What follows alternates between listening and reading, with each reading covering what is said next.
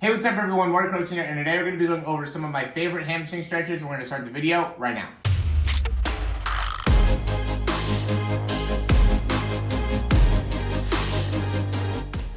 Okay, so the more that I've been doing sprinting, the more that I've recognized how important having great hamstring range of motion is, just because it's such an important muscle in both the eccentric and concentric parts of being able to contract and generate a lot of force when sprinting. But I think it's also a really important muscle that you need to be able to utilize when you're actually throwing a football as well. And just being able to be loose in that muscle ends up giving you a ton of range of motion, not only in that hip area, but also into your back, and could even affect how your ankles and really knees are able to work as well. Big thing that I'm doing here, and I have a band on this one. You don't have to have a band. That's something to help build up the antagonist muscles. So big thing that I usually do is I want to be able to, if I'm talking about stretching my hamstrings, which are on the bottom of the leg, then I want to also be able to strengthen my hip flexor, right? So strengthen the antagonist muscle as I'm stretching the agonist muscle, which would be the hamstring here. So as I'm going through here, I'm really just trying to maintain as much of an upright position as I can. I know I am kind of leaning back a little bit. I'm holding onto my treadmill here and making it so I can just get as much extension as I can, really pointing my toe up towards me, and I'm really doing the same thing here, just trying to get as much extension as I can and getting that toe up as I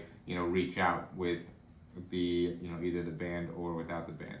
All right, and the next one here is just going to be a hamstring stretch, and big thing here is I have my toes up, right? And so I do have a slant board where my toes are able to get a little bit higher up. This would be, not, something that's like maybe a stack of books or something like that. Just be resourceful in being able to, find something. And then if you don't have a band for this one, no biggie, just use this. Even this one here is pretty difficult, right? And I would do, something like this on a pretty daily basis, just because it gives a ton of hamstring range of motion and also impacts your hip flexor strength and body posture, and it's great in your front side mechanics when you're sprinting as well. And then here you can just see I'm bending over and really making sure to try to keep my knees as straight as I can. So I'm really trying to push back the best I can here and just kind of breathing through my back as I'm going through the exercise.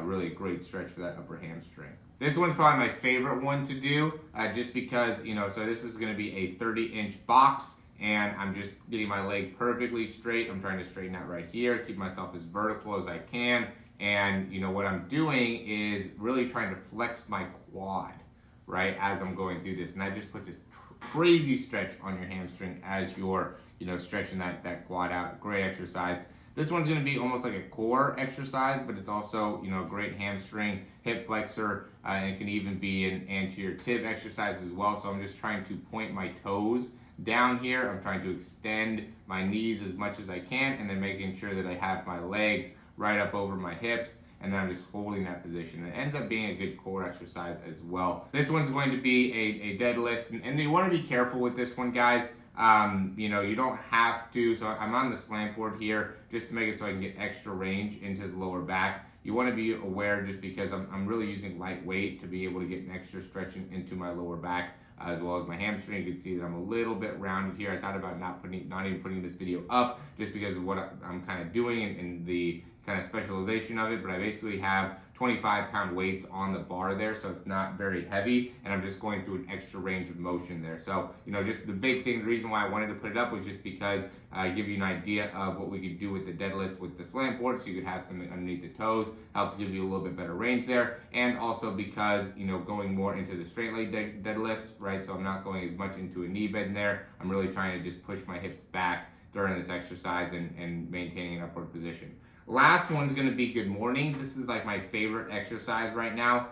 Really pushing all my weight back on the heels, getting plenty of activation through the upper hip, and then coming all the way through. I think it does a great job of building up that upper hamstring and really makes you a little bit more powerful, a little bit more explosive, and really works a lot of horizontal force. I know these ones are a little bit more weight-based exercises, so they're not as much of like stretching, but they're both great exercises to help just lengthen the hamstring. The deadlift and the good morning are great for just pure lengthening. The other ones are more stretches, things you can do on a daily basis, but I wanted to throw in a couple exercises that could help you in, the ability to just lengthen the muscle in itself, which I think is still really, really important. I don't want to discount the importance of, working on not only just stretching muscles, but also exercise that will help you in, gaining a little bit more length through the hamstring and being able to control that length through the hamstring as well. And then, a lot of times while I'm doing this type of stuff, I'm doing different type of sprinting drills.